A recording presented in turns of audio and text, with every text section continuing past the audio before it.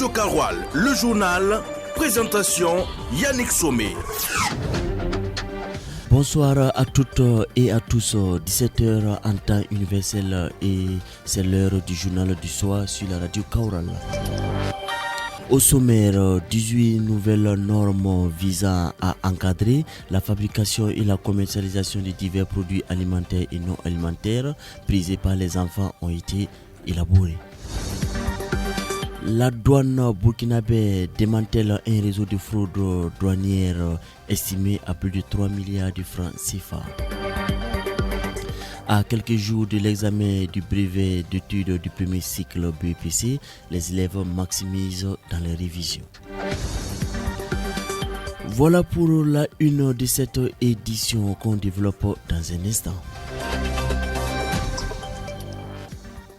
Par un arrêté du 7 avril 2025, 18 nouvelles normes ont été homologuées par l'agence burkinabé de normalisation de la métrologie et de la qualité ABNorm pour encadrer la fabrication et la commercialisation de produits alimentaires et non alimentaires prisés par les enfants au Burkina Faso. Nous avons les détails avec Aruna Maïga. L'agence burkinabé de normalisation de la métrologie et de la qualité ABNorm a franchi un cap important dans la protection des enfants au Burkina Faso. En effet, les 18 nouvelles normes concernent notamment les jouets, les biscuits, les chips, les glaces, les chewing-gums, les produits à base de chocolat, les confitures et marmelades. Elles s'inscrivent dans la mission de l'ABNorm de garantir la qualité et la sécurité des produits circulant sur le marché national. Grâce à cette officialisation, les nouvelles normes deviennent juridiquement contraignantes et doivent être respectées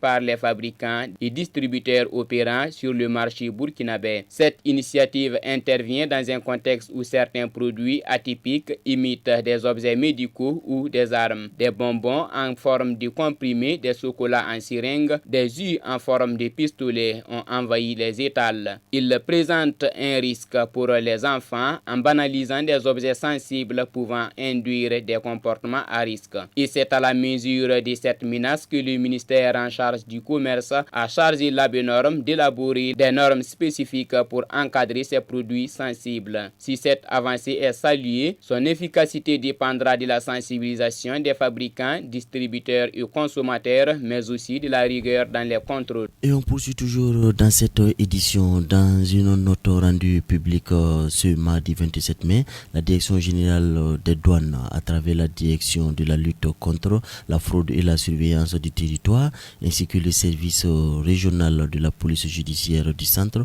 ont effectué une vaste opération conjointe qui a permis de démanteler un réseau de fraude douanière d'une grande ampleur reposant sur l'exploitation abusive des avantages prévus par le Code des investissements douaniers. Cette fraude est estimée à plus de 3 milliards de francs CFA. Les détails dans cet élément de Mamoudou Diallo. Cette fraude est basée sur la création des sociétés fictives destinées à obtenir des arrêtés d'agrément au régime du Code des investissements qui seraient ensuite remis à des commissionnaires en douane agréés qui les utilisaient pour faire entrer sur le territoire des véhicules n'ayant aucun lien avec les sociétés bénéficiaires des agréments. Au total, 181 véhicules ont été dédouanés de manière irrégulière à l'aide de seulement 3 arrêtés d'agrément, soit une valeur marchande de 2 milliards 80 millions de francs CFA avec un préjudice fiscal de plus de 500 millions en droits et taxes éludés. Les investigations ont aussi permis de constater qu'au total, 219 véhicules sont concernés par les transactions frauduleuses pour une valeur de 2 milliards 800 millions avec une perte pour l'État estimée à 773 millions de francs CFA. À ce jour, plus de 200 millions de francs CFA de droits et de taxes ont été recouvrés et plus de 241 millions d'amendes infligées. L'enquête a également mis en évidence un certain nombre d'infractions annexes pour l'immatriculation des véhicules sur la base de fausses déclarations. Certains véhicules étaient sous le régime d'admission temporaire AT mais n'ont jamais été réexportés à la fin de leur séjour légal. Face à cette situation, le directeur général des douanes a appelé au civisme fiscal et à la défense des intérêts du trésor public. On reste toujours du côté de Ouagadougou. La nouvelle session du pôle économique et financier ECOFI du tribunal de grande instance de Ouaga 1 s'est ouverte hier lundi. Parmi les dossiers retenus, il y a celui de l'ancien ministre de la Jeunesse, du pouvoir du Roko Makisian Kaboré, Salifou Touré. Il lui est reproché des faits de fausses déclarations d'intérêt et de patrimoine, financement occulte du parti politique et du blanchiment de capitaux. On apprend davantage dans ce reportage de Mamoudou Diallo. Essentiellement, 3 infractions pèsent sur le ministre Salif Touré, ministre de la Jeunesse sous le régime de Rokma Christian Kaboré. La justice lui reproche des faits de fausses déclarations d'intérêt et de patrimoine, financement occulte des partis politiques et blanchiment de capitaux. Tout commence en février 2023 par une dénonciation anonyme qui met l'autorité supérieure de contrôle d'État et de lutte contre la corruption, l'ASE-LCE, en alerte. Cette dénonciation, selon l'ASE-LCE, révèle l'enrichissement soudain et suspect de l'ancien ministre qui aurait rénové une ferme de 10 hectares à Saba dans la commune de Ouagadougou, acquis plusieurs biens immobiliers et véhicules et effectué des dépôts bancaires dont les montants soulèvent des interrogations. L'enquête a révélé des versements suspects de 40 et 80 millions sur un compte domicilié dans une banque de la place qu'il justifie les faits par des envois d'argent à son fils résidant aux États-Unis, indique la SE-LCE, chose que les agents de banque contestent à l'audition. Il affirme avoir récupéré ces sommes en paquets scellés BCAO, soulevant de sérieux doutes sur leur provenance. La LCE a aussi découvert 3 chèques, dont un d'un montant de 35 millions qui ont été encaissés sans justificatif. L'enquête a aussi permis de découvrir que les comptes bancaires sur lesquels se trouvent ces fonds n'ont pas été déclarés par l'ancien ministre dans sa déclaration d'intérêt et de patrimoine. L'ancien ministre est aussi soupçonné d'avoir utilisé ces fonds pour financer son parti politique en période électorale. L'affaire est désormais devant le pôle économique et financier du tribunal de grande instance Ouaga 1.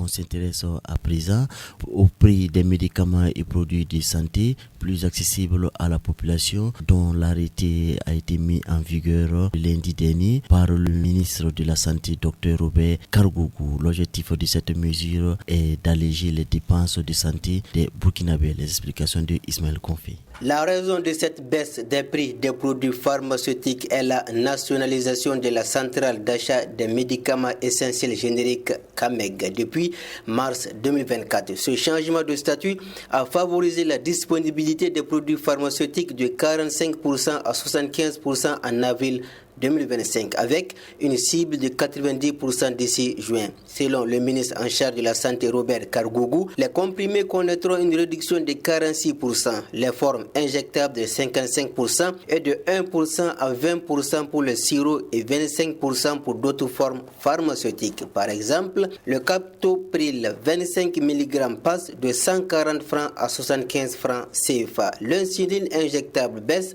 de 2750 francs CFA à 2500 francs CFA. Les gants d'examen passent de 75 francs CFA à 40 francs CFA. Le sérum antivenimeux passe de 21 833 francs CFA à 2000 francs CFA. Le vaccin anti-amaril connaît une baisse de 15% et le vaccin antirabique de 72,14%. Pour les dépôts répartiteurs de district, les marges passent de 7,5% à 6%, tandis que celles appliquées dans les formations sanitaires publiques chutent de 30% à 25%. Et nous revenons à Douri, à quelques jours de l'examen du brevet d'études du premier cycle BEPC. Les élèves du secondaire se préparent à leur manière pour mieux affûter leurs armes pour l'évaluation finale. Amadouli a fait un tour au lycée provincial de Douri dans la soirée du lundi 26 mai 2025. Son reportage. À une semaine de l'examen, les petits plats sont mis dans les grands. Le programme étant fini, les candidats ont les bagages nécessaires pour réussir et chacun se donne corps et âme pour y parvenir. Kadiga Diko, candidate du lycée provincial de Douri. Je bosse, mais c'est pas comme avant.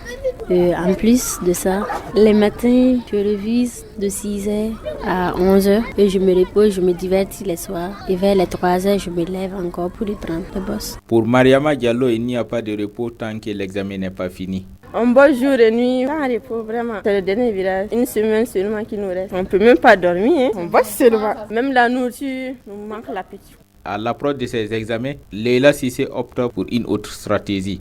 On se prépare bien, on a diminué la pression pour ne pas que ça joue trop sur nous parce que l'examen est proche. Si on dit on va tout mélanger actuellement, ça ne sera pas bon. Depuis 9 mois que Ali Bokoum affûte ses armes, si bien que bosser ses leçons est devenu son quotidien. Bon, moi je suis bien préparé. Chaque matin, je me lève à 5h, j'apprends toutes mes leçons. Genre, aujourd'hui, je bosse SVT, le lendemain, je change, ainsi de suite. Et puis, je traite les exercices les week-ends. Le BPC va rentrer, Inch'Allah. Malgré l'approche de l'examen, Rassidatou Palé et son groupe restent fidèles à leur emploi du temps. On travaille régulièrement, on travaille bien, on a des heures d'études. La semaine surpassée, on a traité SVT. Toute la semaine. La semaine passée, c'est 3 jours, toute la semaine. Maintenant, aujourd'hui, on veut traiter français et puis anglais. Au regard des avis des candidats recueillis, chacun a bon espoir que cette année scolaire 2024-2025 sera une année couronnée de succès avec le BPC en poste. Foot, basket, handball, judo, cyclisme, le sport. Et on referme cette édition du soir par une actualité sportive. Le Comité national de suivi et de supervision des travaux de réalisation des infrastructures sportives dans le cadre de l'initiative présidentielle pour la relève et l'élite sportive a été installé par Roland Somda, ministre des Sports et de la Jeunesse ainsi que de l'Emploi, hier lundi à Ouagadougou. On apprend davantage avec Fatmata Diko. Le Comité national de suivi et de supervision des travaux de réalisation des infrastructures sportives dans le cadre de l'initiative présidentielle pour la relève et l'élite sportive IP-RELIS est composé d'une cellule de coordination, d'une commission technique nationale de suivi et de supervision ainsi que de 13 commissions régionales de suivi et de supervision. Selon Roland Somda, ministre des Sports, de la Jeunesse et de l'Emploi, les membres du comité de suivi et de supervision ont pour mission de veiller à la bonne conduite des chantiers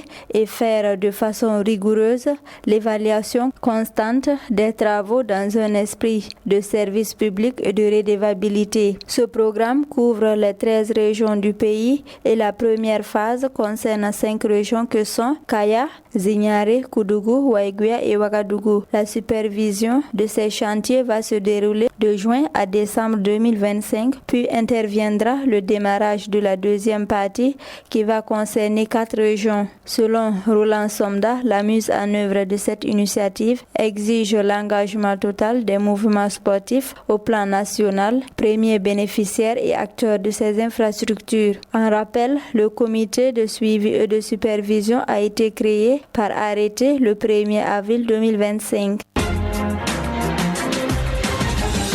Radio Karoual, le journal, présentation Yannick Somé.